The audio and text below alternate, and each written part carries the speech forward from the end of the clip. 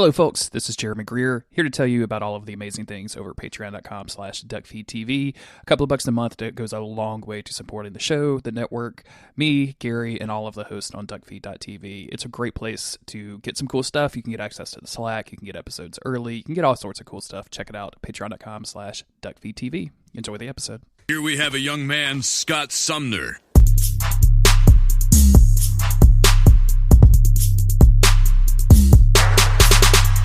You will not be making wallets, necktie racks, or paperweights. You will not be engaging in potato sack races, water balloon tosses, or pony rides.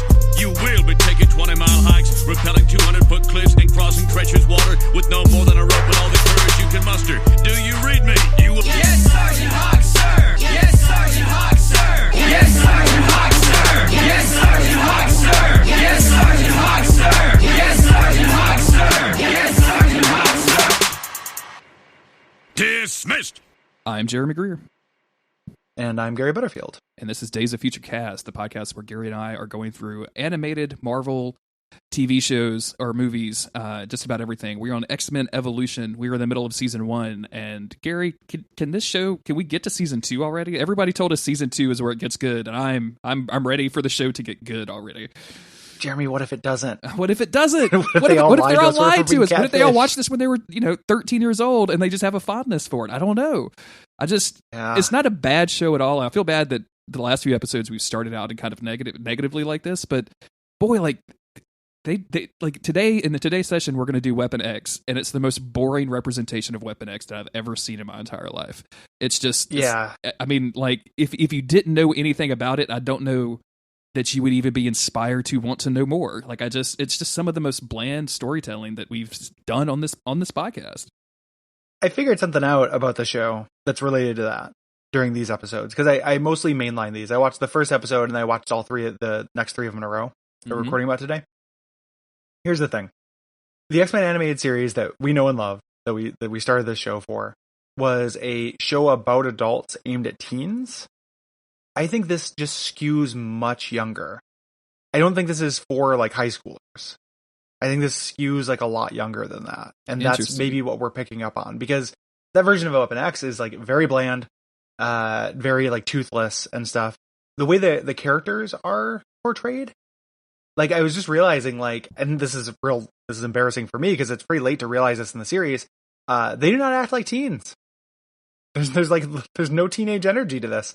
Like in this first episode where Spyke has to do a report and he's just like, man, I like movies. And I'm like, are you 4? Like this is very little kid stuff. Everyone is acting like a very little kid.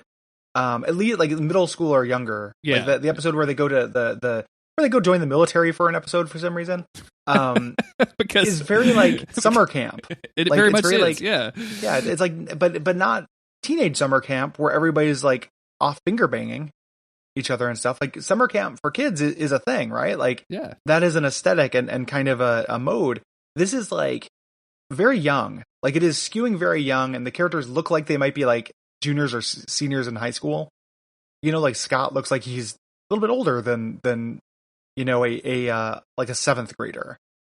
So yes. I think this is just like aimed very low in terms of age, and that's part of why it's so toothless and just not very sophisticated in terms of plotting, and why the action is so like gentle and the jokes are so gentle. Like everything is just very gentle in this. I am ready, at the very minimum, I am ready for the show to ramp up the action scenes. Like most of the fight scenes, we've complained about it before, but it's so very by the numbers and kind of just boring. Like they're just not well directed, they're not well shot, and they're not well animated. They're not well animated, but they're just kind of boring. And I expect the X-Men to kind of combine some powers from time to time and, do some interesting things on the battlefield because they're superheroes. They're like crazy powerful mutants. And boy, like the scene that we're going to get today with Sabretooth, where they all gang up on Sabretooth, that's some of the, like, we see that a lot with the X-Men of like 4 or 5 people all using their powers at the same time. And I've never been like, I was yawning through it almost, right? Like it's just like, oh, his hair is blowing back and there's some red light laser stuff. But yeah, let's everyone takes turns. Let's just in the action in this. I guess we could just get into the episodes if we're gonna talk about this. Do you want to remind people about Duckfest real quick and what's going on with that before we get into the? I do. Duckfest, August 31st. Clinton Street Theater, Portland, Oregon. It is a day-long festival of podcasts. You can find out more information at Duckfeed.tv/Duckfest. It's $15 for the whole day. We're doing 6 Duckfeed shows and 2 guest podcasts. Super good value. Come eat popcorn, drink beers, hang out with us. It is going to be a blast, and we are not. So if you're one of the people who is exhausted by the negativity of us on X-Men Evolution, first, us too, like we are as well. 2, though, we're not talking about X-Men Evolution. No. So yeah, we're going to come up with something that's a lot of fun to talk to, especially since it's a live crowd there. Like we're going to talk about something hopefully we love or is fun to do or has a bunch of crowd participation somehow. So we'll announce that as we get closer. We'll tell y'all what's up. Gary, I'm going to try to send Boudin up there. So if you guys have ever wanted to try Louisiana Boudin, like we're gonna, and assuming that when I send it to Gary, he doesn't eat it all before the day up. I'm gonna try. You're gonna have to send a lot of. If you want to come up and get some stage meat, eat some theater meat with us. Yeah, some classic Louisiana Boudin. And just put some meat in your mouth and listen to a podcast. So I'm very excited about that Boudin. There's another. I saw there was a food cart. Mm-hmm. That was a Louisiana food cart, and I got really excited. Think it was going to be good food, but it was a Louisiana style like shaved ice thing. Oh, snow cone type situation. It was a snow cone, and I was like, we have those here. You don't get to have that Louisiana. Those are fucking everywhere. Yeah, you throw shrimp in there? What makes it Louisiana? Louisiana does that thing where it's like, oh, it's a Louisiana snow cone. I'm like, it's iced with some like sugar liquid in it. Like, what are you? What is the classic Cajun recipe that you're like? Does it have cayenne pepper on it? I don't know what you're doing. You don't get to have this. It's like how people are always trying to make anime claim everything. Like, oh, Simpsons is an anime because it's about a family, and and I'm like, well, you don't get that. You don't get families. You don't get everything families. Anime. Yeah, like you don't get everything. Now you're going to tell me the dinosaurs show was an anime because it was about a family. Because it was a family. Because it has dinosaurs, and there's one anime about. You don't get that. You don't get to just take everything. That Louisiana is the anime of cities. That's Louisiana. I really this Louisiana is good. I really thought you were going to say about the food truck that you were really excited about it because it was going to be classic Louisiana food, and then you realized it was classic North Louisiana food, which is just South Arkansas food, which is bland and terrible. And I was going to be like, yeah, man, as a dude that grew up in North Louisiana, I feel you. I hate that shit. So no, I would even prefer that over like a fucking snow cone. Yeah, I'm good with the snow cone. So we're starting here with season 1, episode 8, SpykeCam. Kind of sounds like SpykeCam. Spyke receives a video camera for a class assignment, but the camera is found by Wolverine's nemesis, Sabretooth, who uses it to find the Institute. That happened. So,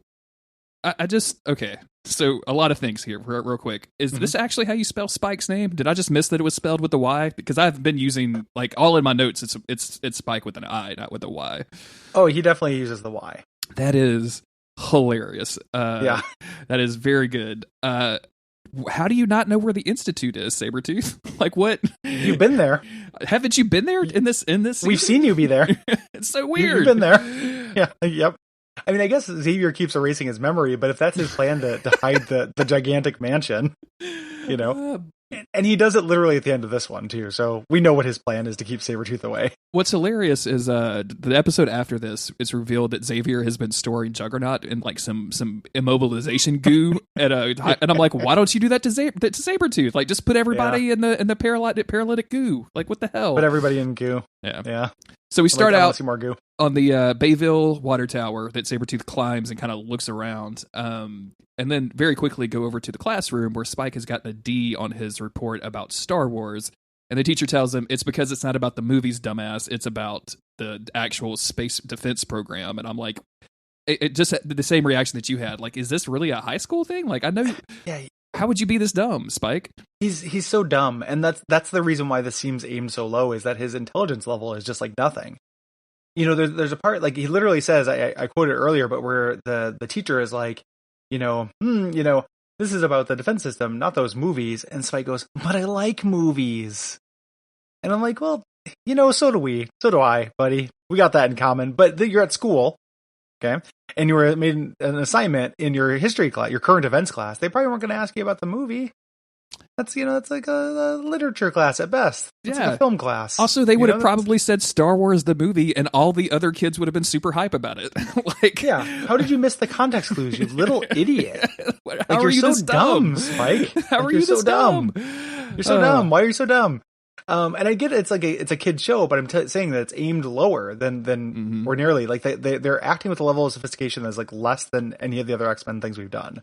Yeah. Like the Avengers wouldn't do this. Like even that terrible fucking Avengers cartoon. Hawkeye wouldn't be like, when you told me to go get lunch, I figured I'd go get go steal the restaurant, or some like people understand basic concepts and what they're doing. Exactly. In these other series, just not in this one though, because they're little idiots. And before anybody asks us about it, just to clear this, I know that there are shows that are really, really good that are also aimed at children. Like I have watched almost all of Steven Universe. Like I'm behind by a few episodes, and that's a show that is clearly made for children and adults at the same time. I think you could probably. It's not my generation, and I've never really watched it, but I have siblings that have. Like SpongeBob is like that way for a lot of people. Like they grew up with it as a kid, and when they return to it as an adult, like it has a lot of those adult themes in it. Like all of that stuff can exist. This just seems like. Not only is it aimed at kids, but it's missing that adult layer, and it's missing like anything really meaningful to it so far. Like again, we keep hearing that season 2 is going to save the day, so I can't wait. Krusty's going to get here. It's not just a question of like quality, right? Like we're saying when we're saying it's aimed at little kids, we're saying it is a quality thing. But what I mean is that like it's there obviously could be good things aimed at kids. This is just aimed at very little kids. It's like almost like it feels like Teletubbies or something. Yeah, exactly. Or it feels like Barney almost, right? Like it's so young, like not quite that young, but like maybe a year or two older than that. Like it's aimed very young. Yeah. For that, there are no jokes. Like there are no interesting plots. Like nothing really happens. That the dialogue is very simple.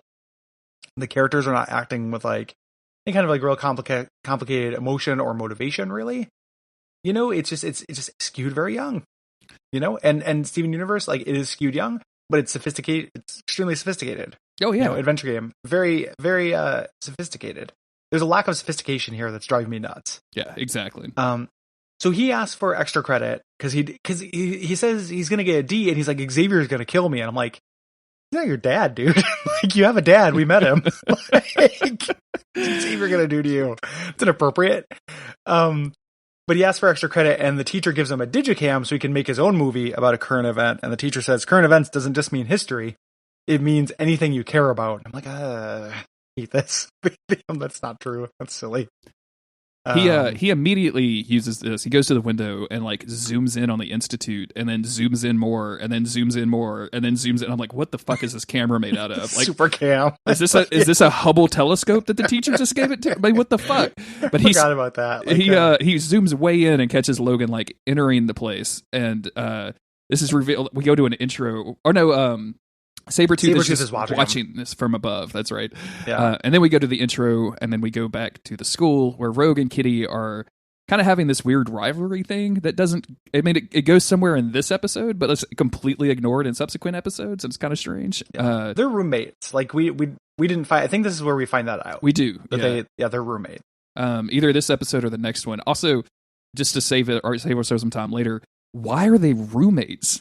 Why? It's a pretty big mansion. It's a huge mansion. Like there's 6 kids and like a couple adults in here, and obviously Storm is probably in the attic with all of those like weird plants that she grows. Like that's always been a staple. Like, I mean, maybe Xavier gets 2 rooms, but what is he doing with the rest? You'd think that they would just have the danger room run the super sleeper scenario or something like that. My bed is made out of hard light. It's from space. I mean, if it can create spinning saws, it can create a fucking memory foam mattress, right, Xavier? Yeah. Come on. Like, are you telling me that Casper Mattresses has more power than the Xavier Institute? Why do I get the shitty danger room pillows? I want real pillows, Xavier. Well, it's a firm yet soft light. So Rogue and Kitty are arguing over a book that somebody has or doesn't have when they run into Jason, who is the local hot boy, I guess. And they find out that he is putting on a play of Dracula. He is playing the titular character, and He's really not wants, putting on the school's putting on the play.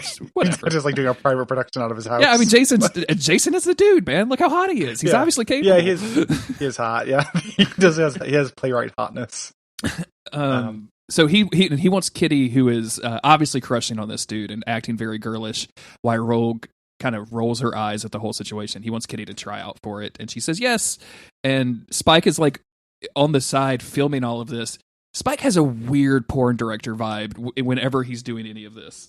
Yeah. He does a lot of non-consensual filming. Yes. Of this, and he's just trying to get real life. Like he also doesn't find anything uninteresting enough to film or to not film. Yeah. Like everything has to be filmed. So this just kind of like discussion about a play. He's like, yeah, this is the stuff I care about. Like, you don't care about anything. You're not a person. You're no personality.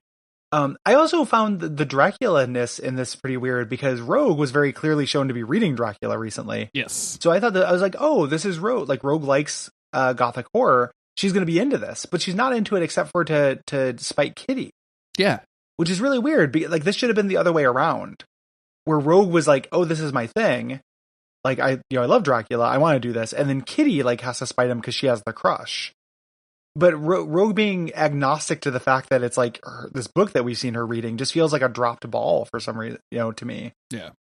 She loves this shit. It seems like they're just forgetting stuff that they have characterized with these characters from episode to the next. And I'm barely fucking paying attention. If I can remember, you guys can remember. Yeah. If you took like a graph of me looking at my phone during watching these episodes, like it would spike. Like it would SpykeCam. It would like eventually would get so high. It's a trajectory of looking at my phone more and more because it is boring. So I don't know. So he's filming it. Rogue says she's going to try out for the play. Yep. Sabretooth arrives, watches Spyke is doing some skateboard, skateboarding trick, filming himself doing skate tricks because that's something he cares about. Can you imagine the movie he's going to submit where it's like two girls arguing, Wolverine unlocking his door, doing skate tricks? Like, because presumably here's some stuff I care about, Teach. The professor didn't give him like editing software. Like he just gave him the camera, so he's just making the cuts live on the camera itself, and literally like two girls arguing about a boy, and then like like me holding it up like a selfie camera, and like riding a skateboard and running into people. Like that's going to be one to the next. It's going to be like the professor's going to be like, have you seen Quentin Tarantino movies? Like, are you doing a time jump? And Spike's like, Quentin, what? I don't know what you're talking about. Have you seen fucking Star Wars? Like, why does this not? My God, oh, man. Eventually, like he comes to this cat that he has to ollie over, and Sabretooth, who has been following via truck this entire time, Sabretooth's truck, just like knocks him over, but not knocks him over off the skateboard. Like he knocks him like to the left, and the camera just stays in one spot. Like it's a weird physics it's thing. A cartoon. Yeah. And the best part of the episode, Spyke goes directly into the trash can. I really like that. It was good. Yep. And what Sabretooth is doing, this is all part of Sabretooth's master plan, because he saw Spyke use the Hubble telescope vidcam to take a picture of Wolverine unlocking his door. So he just watches that, records a little spite thing, which we don't find out until later, and then puts the camera back. I thought, why didn't he just take the tape? Like, that's what I thought he did, but he didn't. He just watched the tape. Why didn't you look at where the camera was pointing and see the enormous mansion that Wolverine was going into right when he just follow the sight lines, dude? Like, I mean, like if the camera like pans up to the edge of town where there's a huge mansion overlooking Bayville, like it's crazy big. Yeah. None of this stuff makes any sense. Spyke gets out of the garbage can, finds his camera still there. When Toad shows up and is like, "Hey, I want to be in your movie," and Spike's like, "No, man." And then Sabretooth is like, we didn't mention that Sabretooth, as he's looking at the footage, is like groaning to himself. Like he's like, he's like really into like just this footage of Wolverine. And I'm like, maybe I misunderstood the relationship. I didn't realize you guys were into each other like that. Yeah. Weird. So Toad's doing all this parkour, which again, do you have to hide your powers or not? Who knows? So Spyke says, you get out of here, Tilonsky. We don't want you. The next day, Spyke wakes up, and when he wakes up, he shoots some spikes out of his arms. Oops. Storm shows up and is just like, hey, you got to chill with that. Like Yeah. you have to chill with this movie. Well, here and like that you're making. and basically says like, oh, I have, we need to review this movie before you submit it anywhere to make sure you're not going to give away any X-Men secrets. And I'm like, so can they be mutants or not? Like, do people know or not? What is an X-Men secret? Yeah. Like in this show. What does that mean? So and then we get the real creepy thing where Spyke like sneaks into Jean's dressing room and I mean, she's not naked or anything, like she's wearing a nightgown and like holding up clothes above her, but he's still like filming without her permission and like, oh, I didn't really even get to see anything anyway or something. Like it's really fucking strange. Don't like that at all. Like I said, like the Spyke, the character, what we know about him is he loves movies.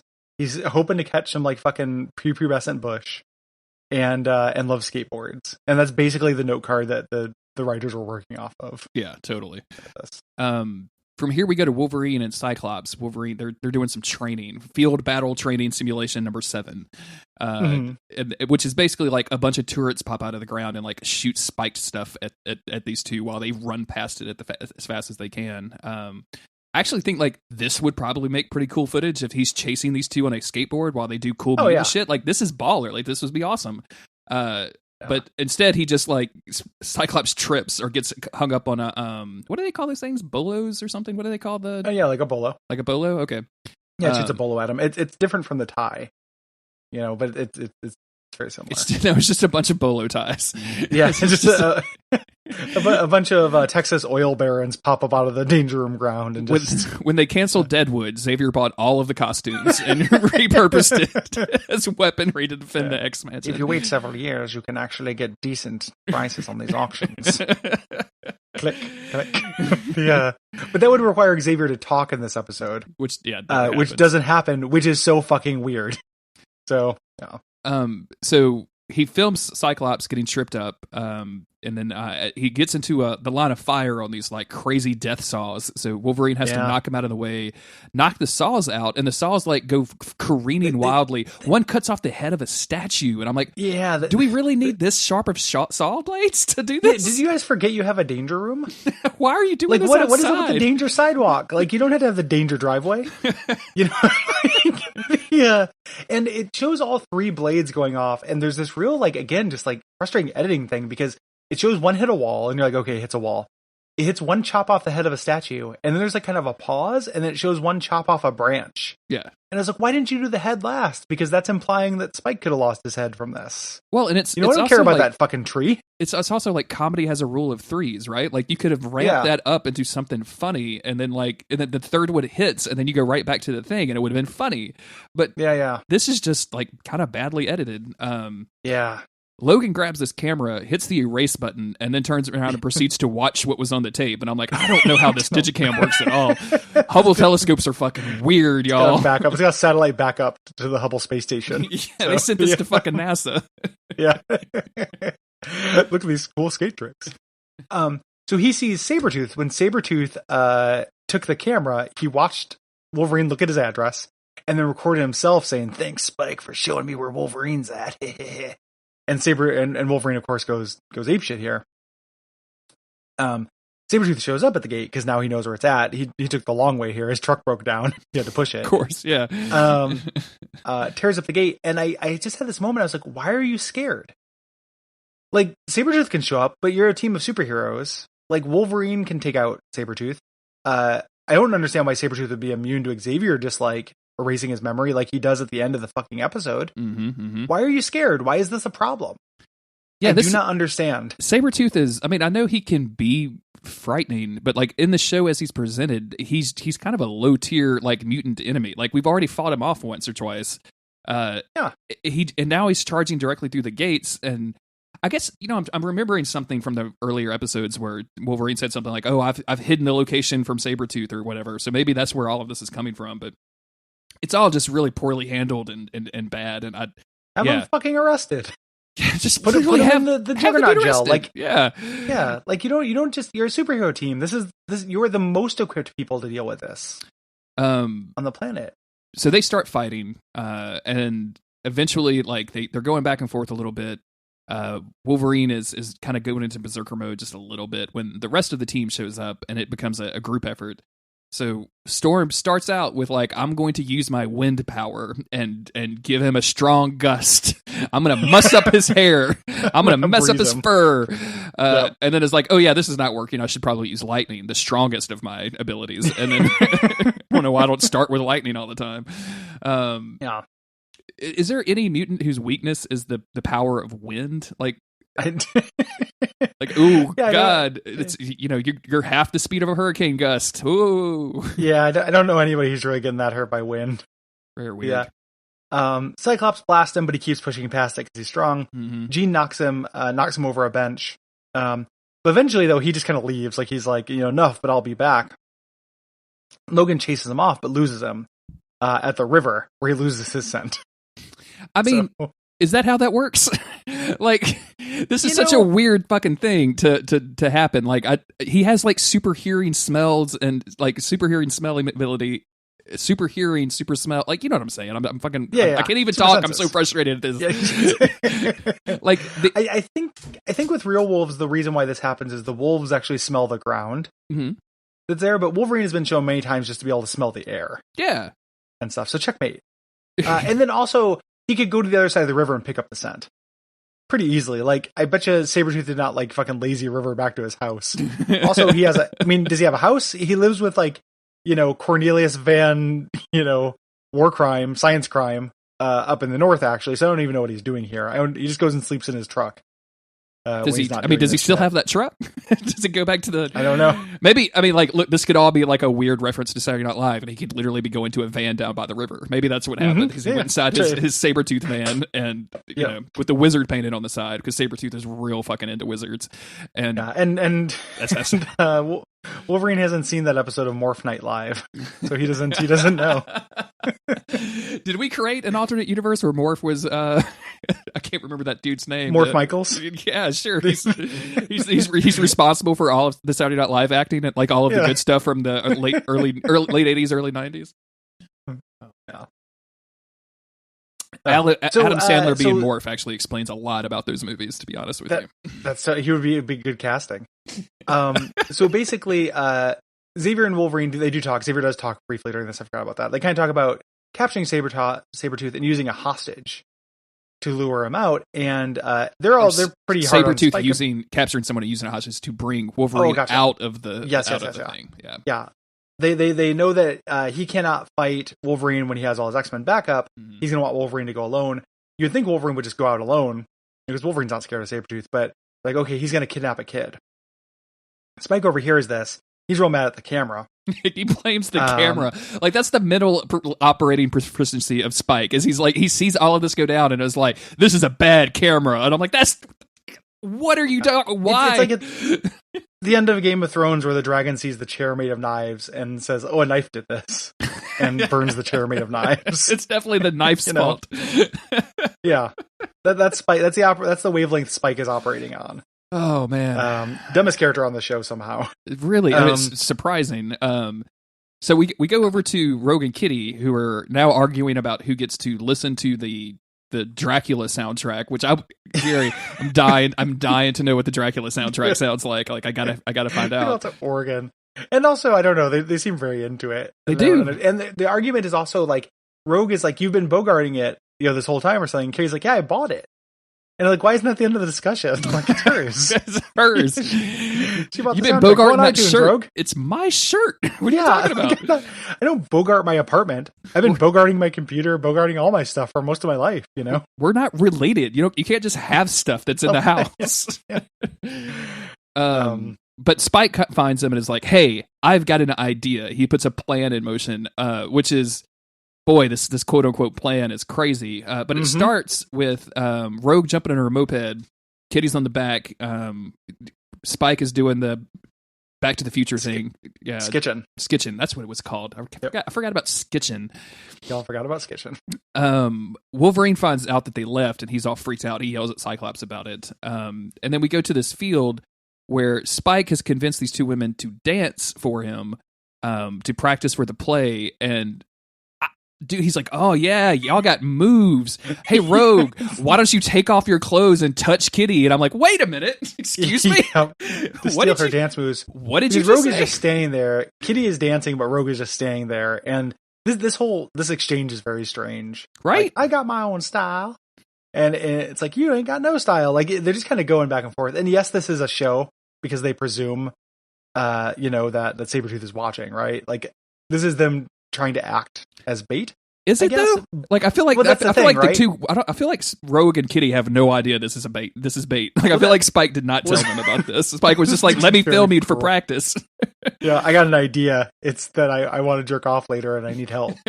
Like, I got an idea, and it's that I want to touch my genitalia later on. Yeah, let me show you this plan. Oh my god. So yeah, who knows if they told him, but regardless, it's very weird. Yes. So Sabretooth does show up, destroys the boombox they're dancing to, and grabs Spyke, and then Spyke shoots his spikes out and hurts Sabretooth. And this is, everyone is acting like an idiot. Like, this is their ambush plan, and they're terrible at it. Like, so that was that was at least Spike's plan, maybe the girl's plan as well. And Sabretooth just, like, forgot this guy's made of spikes by not following the trail of breadcrumbs that begins and ends with his fucking name. Sabretooth goes for Kitty. Gee, I wonder what Armor's power is, everybody. Yeah. Like, it's not even, oh man, I'm so surprised the Storm has weather powers. Oh, I did not see this coming. Yeah. Stop telegraphing your powers, people. And he's also fought them before. So I don't know. He goes for Kitty. Kitty phases out, but then she gets distracted and gets knocked out. Mm-hmm. Sabretooth grabs Rogue. Wolverine shows up, and they fight around. Logan tosses him around. Rogue eventually touches him, and then touches Sabretooth and knocks him out, and turns into like Roger Saber Rogue, Rogertooth, this weird Wolfman version of Rogue. Yeah. Which I was thinking about this too, and I was like, why didn't you just make the play the Wolfman? Because then you could have made a little joke here. Sure. Yeah. Also, like, her voice changes to like like, I thought Sabretooth just had a weird voice because he smoked a lot of cigars and was ancient, right? Like, that's what that dude, like, I just assumed that was why he has that gravelly voice. Like, but no, apparently it's his mutant power. Like, she touched it and stole his mutant voice away from Sabretooth because she's kind of talking like I'm like, do you have a hole in your neck? Is that what's happening right now? It's real bad. So this is after this has been kind of handled. Logan is like, "You did this on purpose, didn't you, Spyke?" And Spike's like, "Yeah." And I was like, I really expected Logan to be like, "Well, don't. Like, this is a terrible plan. Like, you endangered two of your friends. You almost got killed. You didn't call me. I just showed up on my own. Nobody knew about the plan. Like, what? How is this even a plan?" What is the difference between this and just Sabretooth kidnapping a kid to lure Wolverine out? Yeah. Which is what they were trying to avoid. Like, that's exactly what happened. Like, his plan was to get maybe disemboweled by Sabretooth. Fucking weird, like, dude. It's horrible. It's horrible. Everyone's an idiot. And then in the next scene is the Blackbird dropping Sabretooth off in presumably Canada or the Arctic or something. Yep. And he's middle of nowhere, like definitely the Arctic. And he wakes up as if like, where am I? Who am I? And then the camera pans to Xavier, and this fucking zoom to Xavier's face is so fucking great. He's just looking down and kind of got this weird half smirk and like, yeah, I fucking just like killed that dude essentially. I erased your memory and dumped you in the fucking Arctic. Like, I was howling. I fucking love this. I don't know if it's ever been established if Xavier's junk works since he broke his spine, but if it does, he's fully at full mass. He's fully erect right now. This is what gets him off. Yeah. The thing I loved about this was I was like, oh, if this didn't happen in the episode, this is exactly the joke me and Jeremy would make about what happened. This is like textual confirmation of the joke we've been making about Xavier just erasing everyone's memory to cover up for his weird, shitty dynamic of raising a bunch of high school students. Mm-hmm. And it's actually what he does. It's amazing. I love it so much. And him not saying anything is so good. He just like backs up.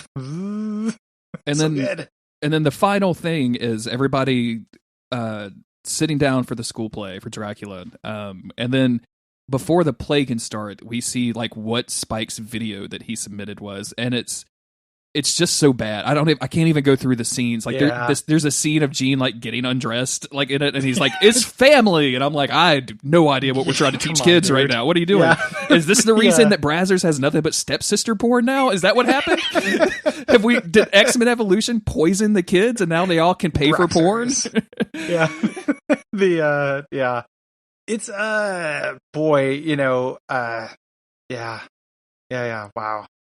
It's bad. And then the play starts, and Rogue and Kitty are like just dancing beside Dracula. Like it's not a play. Like they're just. I mean, they're E3 girls, right? Like they're just like hot chicks or something. Yeah. They're like Dracula's staying there, and they're just dancing next to him. Yeah, they're both auditioning to be brides of Dracula, like Bram Stoker style. And there's weird like. I guess the only way to describe the music is like kind of upbeat garbage, like not like garbage trash, but the band Garbage with that chick singing. Right? Yeah. Like it's like a weird bad upbeat version of I'm only happy when it rains. Like that's what this is. Someone made a jazz version of I'm only happy when it rains and like put a marimba behind it, and now that's what we're listening to. Yep, that's the remix. So yeah, anyway, it's not a good episode, everybody. You want to get into the next one? I do. Also, not a good episode. There's the stuff with Juggernaut in this. Like we'll get into it, but I actually like this treatment of Juggernaut. Mm-hmm. So, interesting. And the action scene of this, I think, is the most competent one they've done. Okay. Where everyone teams up. Sure. I think it's not good. Not good. It's just the most competent one they've done. So, fair enough. Episode 9, Survival of the Fittest. The X-Men and the Brotherhood go to a survival camp where they must learn to work together. Mystique releases Professor X's evil brother, Juggernaut. Hey, I haven't really been referring to the delinquent teens as the Brotherhood. Do you think Mystique told them that their full name is the Brotherhood of Evil Mutants? Like, do you think they're just known as the Brotherhood, or like did they fill it out to the end? Right? Like, is it all the way? Because I mean, if you told me as a teenager, like you're gonna be in the Brotherhood of Evil Mutants, I'd be like, so where are the good guys? Like where that implies a whole other team that I need to be worried about now. Yeah. The one of my favorite things, not really favorite, but just something I've noticed. I need to stop saying my favorite when it's just something I want to say. I don't need an excuse to say it. But it's been like the way that comics have tried to retcon that, the Brotherhood of Evil Mutants, because it's such a cartoonish name. And there's been all kinds of like interesting things. So like there's been things where they said that it was ironic. There were things where they've said like Magneto always just called it the Brotherhood of Mutants, but the news called it the Brotherhood of Evil Mutants. It stuck. Fucking Fox News, man! I'll tell you what. Exactly. Yeah, they just they're the squad of evil mutants, the squad of evil Congresswoman, the axis of evil mutants. Is it a George Bush thing? the axis of evil mutants. And then there have been ones too where like modern groups have taken it and they've kind of like tried to reclaim it. And stuff like that. Like they've tried to reckon with the fact that they use this silly Silver Age name. Yeah, that's fun stuff that comics does with that. Yeah, I like that. I like that kind of thing quite a bit. Honestly.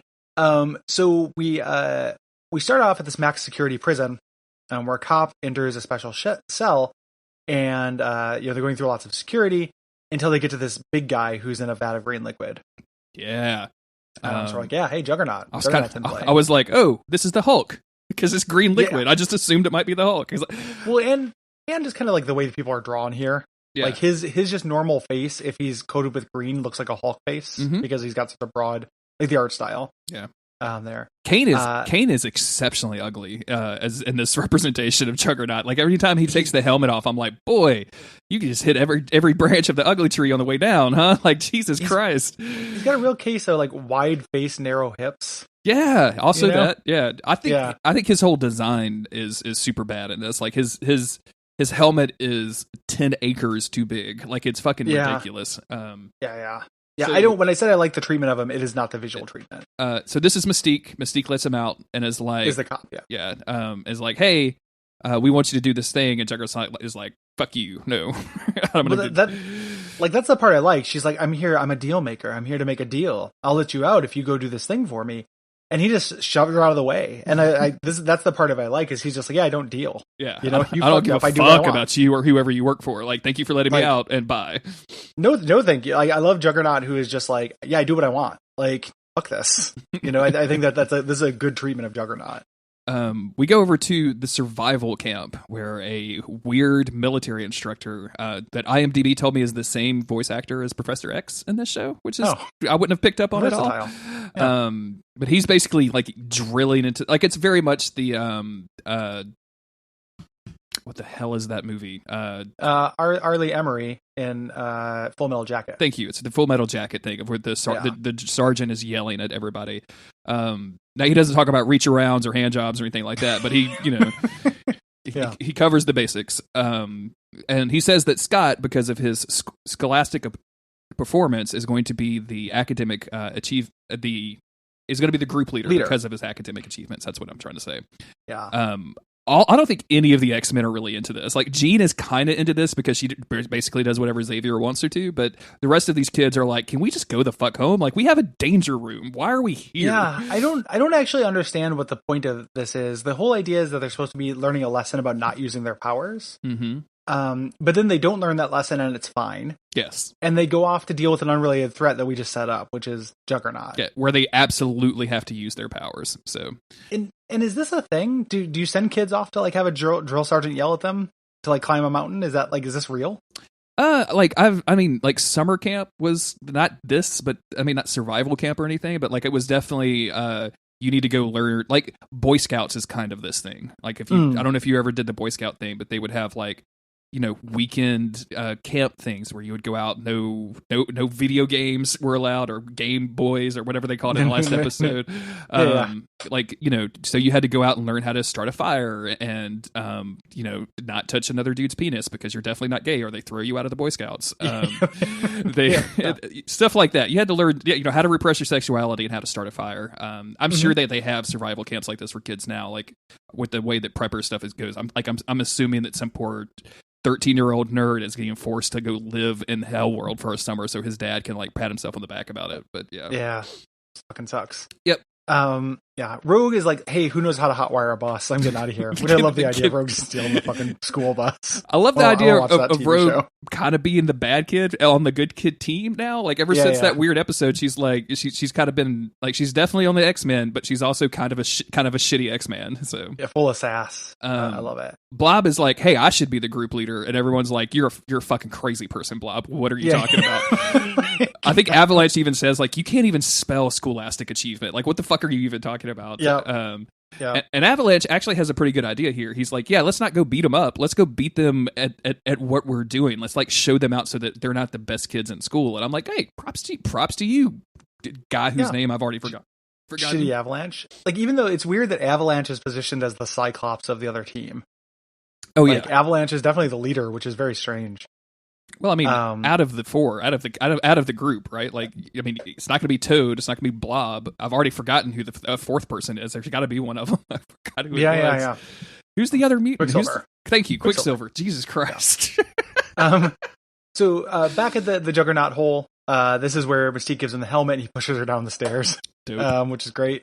And we found out that she's freeing him because he'll go take revenge on Xavier for putting him in here, and she'll be able to get Cerebro. Like, that's the whole thing. Yes. She wants Cerebro, that's her. To find mutants. Because at this point, like, Mystique / Magneto and Xavier are just collecting Pokemon. We're still in the collecting Pokemon phase. Mm-hmm. We go back to camp. Blob is, as you might imagine, very terrible at rope climbing.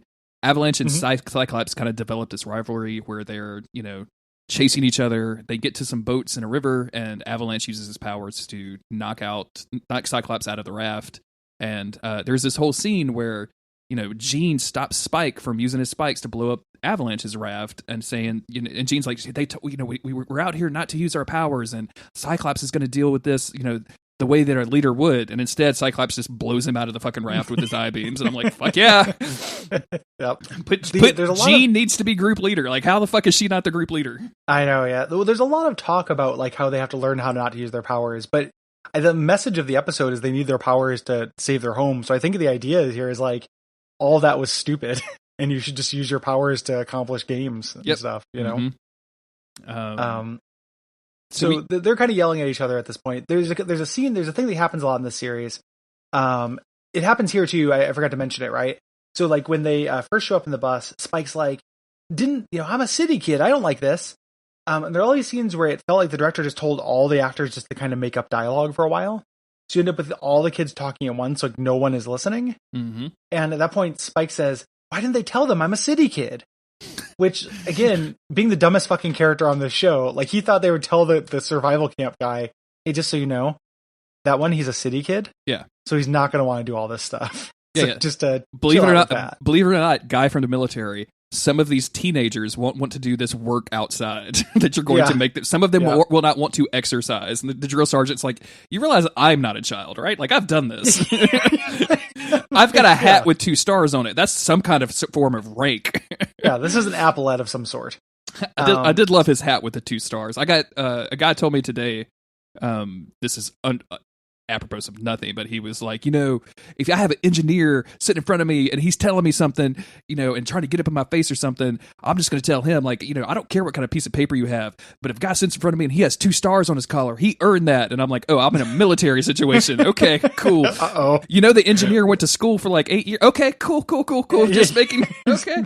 Yep. But the only way you can earn something is through military prowess. Of course, yeah. Everything else is unearned. It's all that's what stolen valor is. Mm-hmm. Mm-hmm. So anyway, so the kids are all doing this thing that thing that the directors in the show make them do, where everyone just talk at once. Yes. So they're all just yelling at each other, just ad-libbing like, "I'm good, you're actually bad," but no, actually, I'm not bad, I'm good. Just kind of saying kid shit. And Sergeant Hawks assigns them to do pull-ups or push-ups, and then gives them a contest. Like there's a flag on top of the mountain. This is the murder horn. This is a serious mountain where you'd need like Sherpas and shit to get up there. And just says, the team gets up there, you guys can compete to who does it first. You're going to come from separate sides, and that's going to prove who the actual good kids are. You think that the sergeant would not encourage this competition, but whatever. Yeah, I mean, he's here to see kids die. Like, that's pretty clear. Basically, that's what each star in his hat represents. Every year that every child has died in his care is a star in his hat. Yeah, he's going for that once 3. He gets 3, he can retire. Yeah, so... He also makes the stipulation that it can't just be one kid. He wants to see a picture, also who's got a camera that can just print out a picture real quick. But whatever, let's just move on. But he wants to see a picture of the whole team holding onto the flag. So that's the way. Like he wants everybody to work together. And Cyclops and Avalanche yell at each other a whole bunch, and then eventually come to this conclusion of, well, I'm going to beat you fair and square, so we're not going to use powers. And Jean Grey is super excited about it because she thinks that should be the challenge, but nobody's listening to Jean Grey at all. Like, it's just Cyclops being a total fucking dick throughout this entire episode. Yep. So back at the Institute, Xavier's spying on the kids with Cerebro. Logan's like, got any new mutants? He's like, no, just checking on our old ones. But then they do detect a new mutant, and this is so it's played as a reveal, and I hate it because we know who it is, but it's like new mutant scan. Matching with archives. And then, Xavier's like, matches with archives? What the? And they continue to go, but it turns out it's Kane heading their way. Mutant is in transit. So Xavier says that that Juggernaut has the enhanced X gene, like a super X gene. Hell yeah. Because he has Give me that new coat, baby. That's what I want. I want the enhanced shit. Yeah. Give me that Gatorade Zero. Get that tired ass X gene out of here. I'm done with that shit. So in this version of X-Men, if you have a latent X gene and then you enhance it with mysticism, you become a super mutant. That doesn't sound racist. Mega mutant. No. And I love when other media has to deal with Juggernaut's stupid ass origin. And this is how they're trying to split the difference. Yeah. It would have been so much easier if they said he's a very powerful mutant. Yep. Just like, oh yeah, his mutant power is not stopping it or something. And Logan's I don't understand. Like, the implications there seem really weird. He's like, shut up, Logan. I don't have all day, Logan. He'll be here in about 20 minutes. It's actually, he'll be there a long time from now because the kids get back by the time he's there. So he's very far away.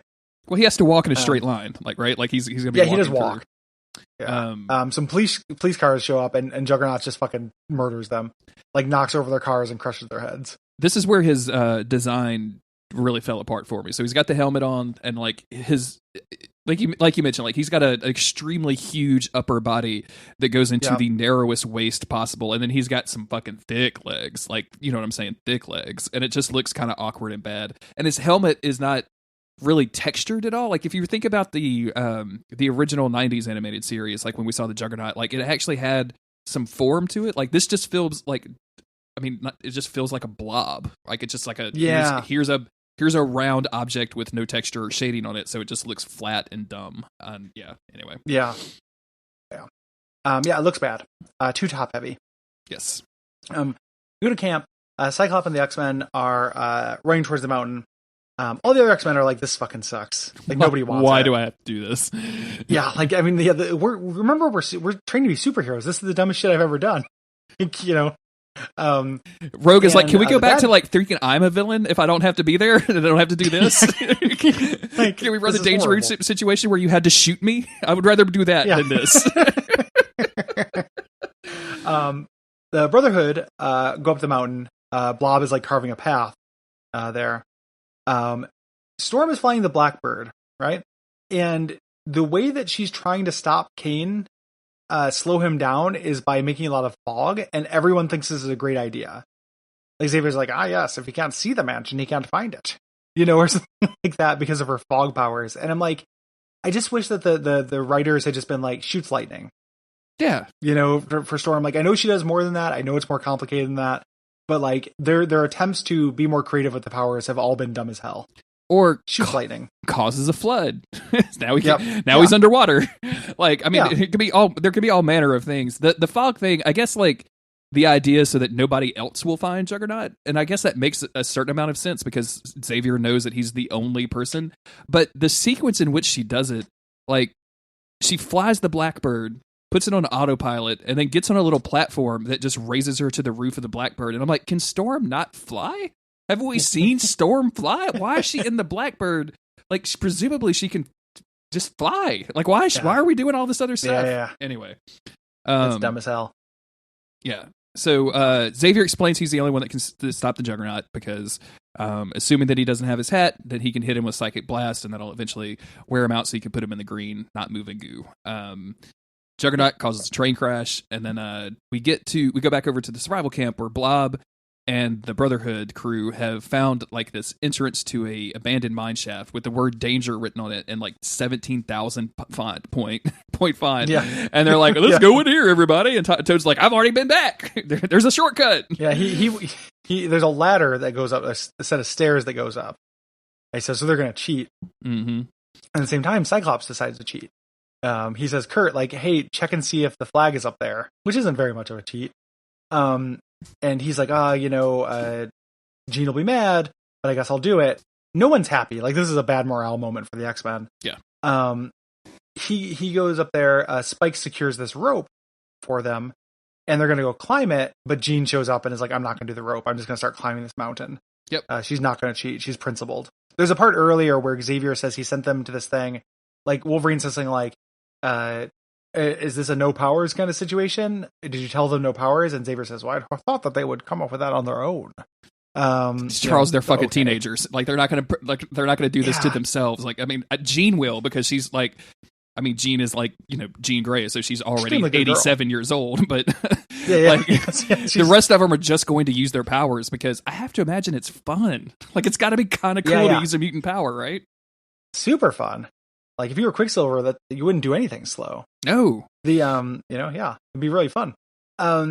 So they start climbing up, and the bad kids got stuck. There's like a little like a cave in or a door, I can't remember.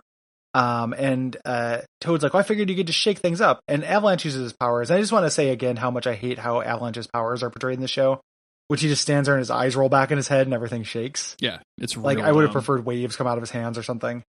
But that gives them more stuck. Like, I was like, oh, they're going to die. I can't believe we're in this dangerous mine shaft, and shaking it didn't help the situation at all. Yeah.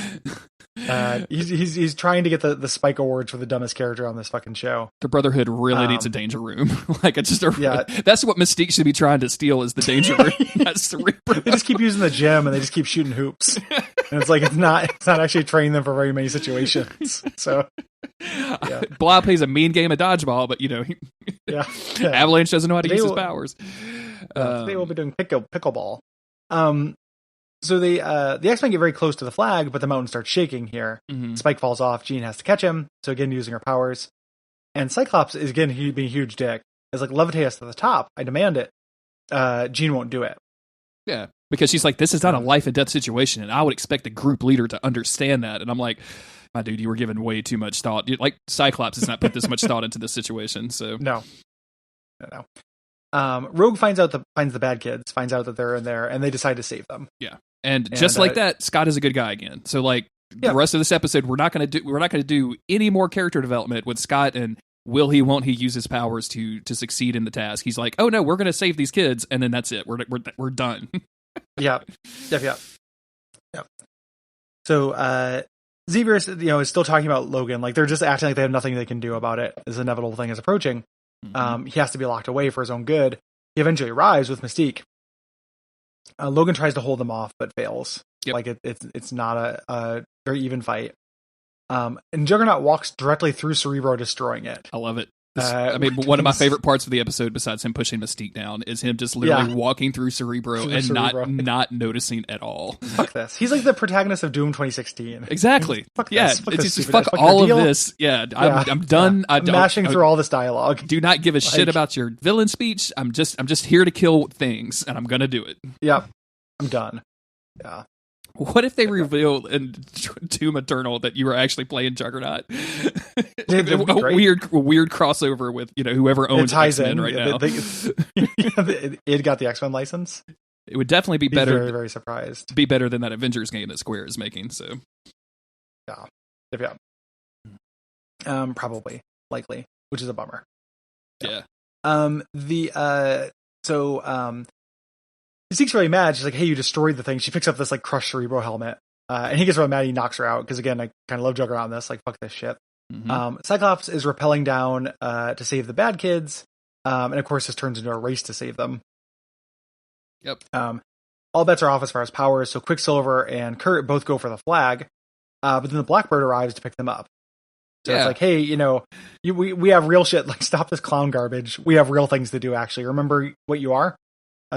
Sorry we sent you away to waste your time. We should have had you guarding the mansion. Storm has a line let's here go take out this guy that I love to death, because Storm says, everybody, Xavier's in trouble, and so is Mystique. And like then the Brotherhood kids look up, and I'm just it's just crack up laughing like that, dude. Like, and so is Mystique, and like all the X-Men are looking at each other like, so who cares? So they all get onto the Blackbird, and in this extremely time-sensitive situation, they manage to take a picture of themselves, all like both teams standing at the flag, and then pick up the flag, take it on the Blackbird, throw the flag at the sergeant guy who was trying to kill them, almost killing him in the process, and then like flying that picture down so that he can see that they all work together to get to the flag. And I'm like, you guys know Xavier is in spite of this point or something. Xavier's that guy. Xavier's in trouble right now. Like he's got. We don't have time. Imagine if the cop car had to pull over for gas on the way to save you from the bank robber. Like, it's ridiculous. What are you doing? I shouldn't have gotten all those haircuts on the way. Yeah, can't believe this. So back at the mansion, Juggernaut is stalking after Xavier, and the defenses aren't even really slowing him down. And the kids show up. They're all dressed up as uniform, and they do this fight. Yes. Logan says, basically, you can't stop them, just try to get the helmet off. And it has the X-Men Evolution problem of everyone just taking turns. Mm-hmm. Like, no one actually doing any synergies, but everyone gets a chance to do something here, which I like. And I like that they're teaming up. And I like that this is a video game boss fight, right? Like, so they know they can't take him out, so like every single person is tasked with like undoing one latch, and when they get the 4 latches off, then the super weapon. It's like a Zelda boss fight. Exactly. Yeah. And they do some cool stuff with this, like Rogue and Kitty kind of phase through the wall to get at one of the latches. I don't think Blob does anything in this fight. I don't really remember. He stops him. He stands in front of. He's the opening person. He stops the Juggernaut from moving forward, so he has that stuff. Unstoppable force meet the immovable Blob or whatever line it is. Yeah. So they eventually, if it works. I don't think that this is animated. This scene is animated very well. The fight scenes just seem really unimaginative and kind of bland. I like the technical stuff in this. Like I like the idea of it, but I don't think it's executed particularly well. No. Like yeah, I agree. I don't think that I agree. Yeah. And they do it. They take the helmet off, and Xavier presumably just pummels this dude's mind grapes into mind wine. Like, mind wine. I don't know. Like, what is is he just smashing this dude's brain? Like, no wonder he's so fucking mad and dumb, right? Like, how many times did he just squash this dude's fucking, you know what I'm saying? Like, what the hell, Xavier? Yeah, it's a blunt instrument. He's just basically just like stop, until eventually he has to and knocks him out. Yes. It's pretty rough. The kids all party together. They're all happy to team up. Mystique takes the bad kids away, but Cyclops and Avalanche have a little bonding. And Avalanche has an extremely weird line. Cyclops is like, we're gonna trounce you next time, and Avalanche goes, there won't be a next time. And I'm like, what does that mean? Yeah. Like, are you saying that you guys won't actually compete again? Why? Do you know that someone's gonna die? What do you know, buddy? Because that's very weird. Is the lesson that you're never supposed to use your powers, or that you're always supposed to use your powers, or that you're supposed to team up with your enemies, or none of that, and it doesn't matter because it's X-Men Evolution, and we're just going to move on past it with the next episode, and we don't care about it. Like, yeah, it's so weird. And then there's this thing at the end where they put Kane back into the green goo, and it's Xavier and Scott and Jean and Logan. And Scott and Jean have this conversation like how they are just the best kids ever or something. Like I didn't understand what was happening at all of this. They were like, sometimes you are good and sometimes you aren't. I'm like, what are you talking about right now? Like, I don't understand anything that you're saying. Mm-hmm. Yeah, it's very weird. It does not make a lot of sense for this. No. So like, I don't know. I like this episode more than the last one. Like, I like the Juggernaut stuff just fine. The mountain stuff is dumb. I desperately need this show to get better. I was promised good X-Men, Gary. People raved about this. Like this was probably our biggest request to do on the show, right? And I'm not blaming anybody. If somebody's loves the show and they're bummed out by this, I'm sorry, and I'm not no individual blame or anything. I believe it can get better. Yeah. It's just this first season, taking an entire season to introduce people and set up characters and stuff, while still trying to adhere to this A/B plot structure where there have to be these kind of little silly subplots about things is a real mistake. Yeah. This could have actually stood to do a little bit more shorthanding. And I talked about this, I think, the last episode, but that's the danger of really messing with the formula, right? Like the other X-Men series we could do just starts with the idea hey, it's the X-Men. It's basically how you know them. Mm-hmm. Let's go. This one, they can't do that and they won't do that. They maybe could, but they just decide not to. So it's not that there's too much setup. There's not really setup happening. It's kind of like this whole season feels like average episodes from a later season, like a filler episode from a later season. Yeah, exactly. Basically. Yeah. I feel like if they were 22 episodes a season, these first, what are we on, 8 or 9 at this point? These would be squarely in the middle. This is not the setup. This is not the climatic ending. This is where the writers kind of wanted to try to do something a little different that doesn't necessarily match up with the meta plot. And it's just, none of this shit is really working for me. No.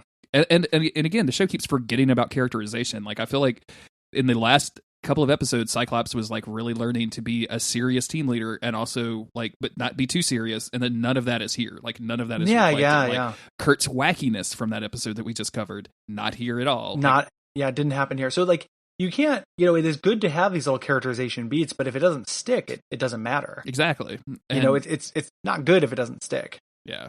So, that's it. We're gonna be we'll be back in 2 weeks with another episode of Days of Future Cast, another 2 episodes of X-Men Evolution. In the meantime, if you want to support the show directly, go to patreon.com/Duckfeed.tv. I want to apologize. I know Gary sent out an email saying we've been late on the early feed, and that's been a combination of personal and professional life. I'm going through a major weird remodel and also working a lot, and me and Gary just haven't been able to hook up. We're going to try to rectify that as soon as possible and get us back on the normal schedule. So just bear with us for a little while longer, and we should be good. But that's not all you get from patreon.com/Duckfeed.tv. You can also get access to the Slack. You can suggest episodes, suggest games for Gary and Cole to cover.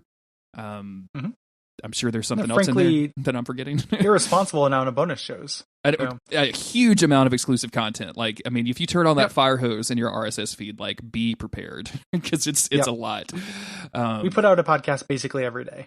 So I think actually literally every day. So yeah, 365 at least a year. So, if you count Monster Mom podcast, probably like more than one per day in some cases. So. Oh yeah, and everything to Guppy. Yeah, I forgot. So about with those two, we got every day covered. And then Also, if you donate enough money, it'll go towards everything to Guppy being canceled, which is, I think, a worthy goal for any podcast to absolutely a worthy goal. To. Please stop. Please stop Gary from telling any more stories on everything to Guppy and telling people to at me about them afterwards. So I sincerely apologize. Comedy is a weird instinctual thing, especially when I'm in the room with Will. You just follow what there's not a lot of thought that goes in that show, which may surprise you. It is a lot. That doesn't surprise me in the least. A lot of gut instinct. If you told me that you guys were workshopping those bits, I would laugh you off this podcast. Jesus Christ. After in the green room, I'm gonna tell you what we're doing for Duckfest, and I think that you'll think it is funny. So, speaking of Duckfest, August 31st, Portland, Oregon. Come out. We're going to do some crazy Days of Future Cast stuff. Bonfire Side Chat, everything to Guppy. Probably watch out for Fireballs. Like, y'all are doing like most of the shows on the network that have a host involved in them, right? Yeah. At least in some way. So we have some guest podcasts, but people will be guesting on that. You know, people will be from our kind of camp will be joining them, which is super great. Yeah. It's going to be super fun. So Duckfeed.tv/Duckfest. Yeah, go check that out. And if ratings, reviews, always nice. Tell your X-Men friends about our apparently lack of appreciation of X-Men Evolution or our extreme amount of sexualizing the X-Men, and see if they're into the podcast. And we'll be back in 2 weeks. See you later. Bye. Bye.